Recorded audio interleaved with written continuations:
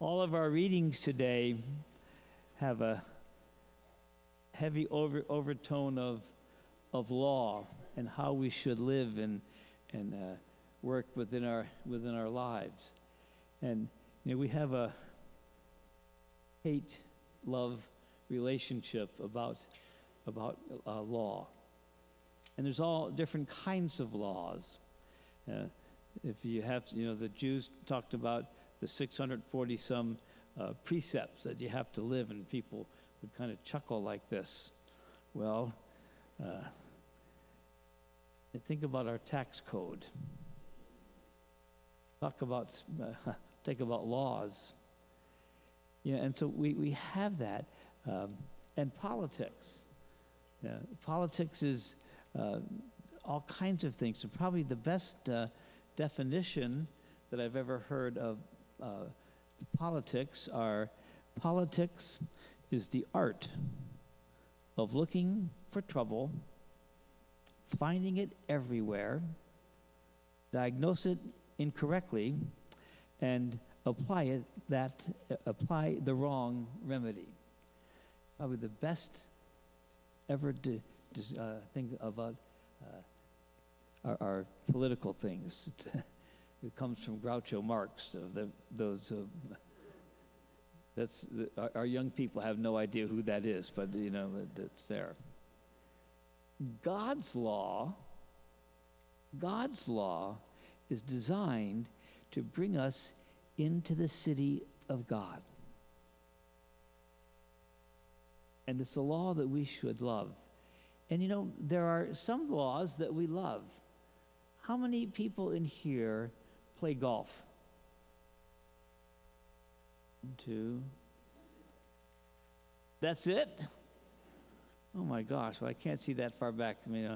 But think about there's all kinds of laws that go along with golf, and just even on the swing, you have a real all kinds of things you have to do to follow the rule, follow the law of actually having the right way to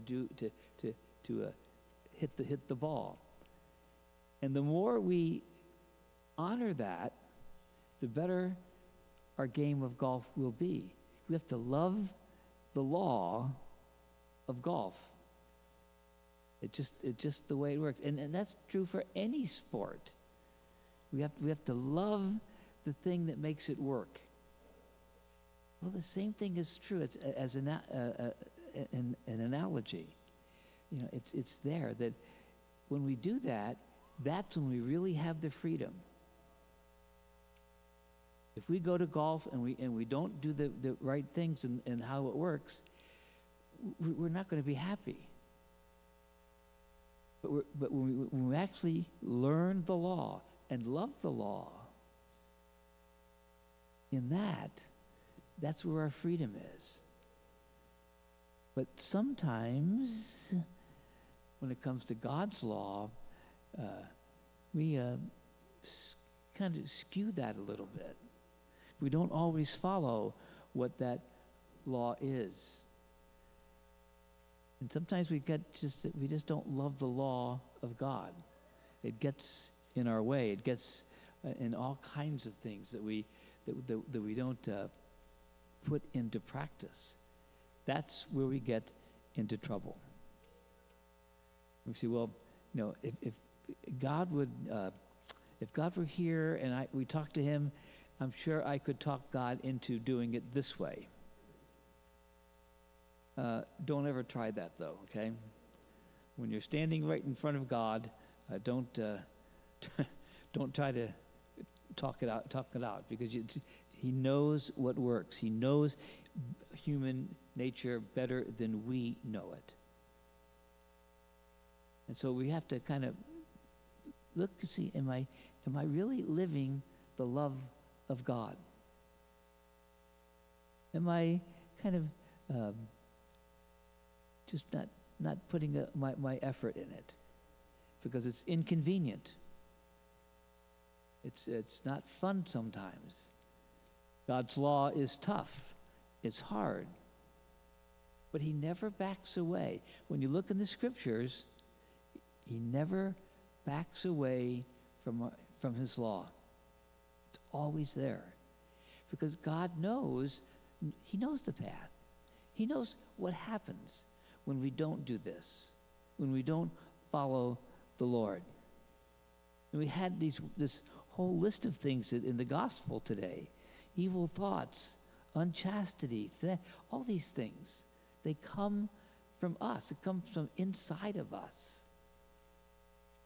You never, never, never have to have a sin to make something work. It just doesn't work. And nobody can make you sin. The devil cannot make you sin. He can't do. He has no power to do that.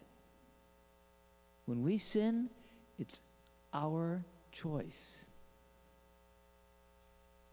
We do that on our own. Now, does the society say, well, it doesn't make any difference to this and that? I don't want anybody to kill me. I don't want anybody to kill me, right? But we do have all kinds of many people who decide that children in the womb can be killed. Is that really God's law? And so we begin to how it can really skew our actions if we don't follow the law of God. How many times? Maybe you didn't have malice. Although every sin has malice in it. Even those silly things called little white lies. It's Pius XII once said that the worst thing that happened is our society has forgotten sin. That some things are just not a sin. Yes, little white lies are lies, and they carry malice. Every lie has malice in it. And see, we don't think like that sometimes. Well, it's really, everybody does it. Well, I'm not sure everybody does that. I'm not sure Vincent de Paul did that. I'm not positive that St. Francis had little white lies. I'm not sure he did that. All kinds of things. But to have this love of God's law, so that when we walk in our lives, when we walk through the times of our time here on earth, we are working and trying to love the law of God, even what we think is a small thing. Rather than saying a little white lie, just don't say anything. You know how much better things would be if we didn't talk so much and thought and think before we speak? I don't remember the author who wrote this, but he said he was writing a book and said, I was trying to find it, but I can't remember the author. You can tell a lot by a congregation in the parking lot than in the actual church itself. We can't wait to get out. I want to just drive my car anywhere I want to. I want to be the first. All kinds of things. We're called to have something much, much better. So maybe tonight, start the practice of a good examination of conscience. And don't go, well, God, thank you for helping me not kill anybody today. All right? 99.999% of the people of the world do not kill each other, all right? But what about the sarcasm? What about those little lies? But they're not. It's a lie. And that little, tiny, tiny little lie, he did this on the cross because of that one little lie. We have to take responsibility for our lives, thanking God every day that his law will lead us to the city of God. And, if you don't get to the city of God, you might have to live in Newark, New Jersey, and forever. And the only drink you could have is warm bubblegum soda. Ugh, it's worse than we think. So let us make a resolution today to love the law of God. And instead of these evil things coming out of us, with the help of God and the help of his law, we will be in grace and love for everyone.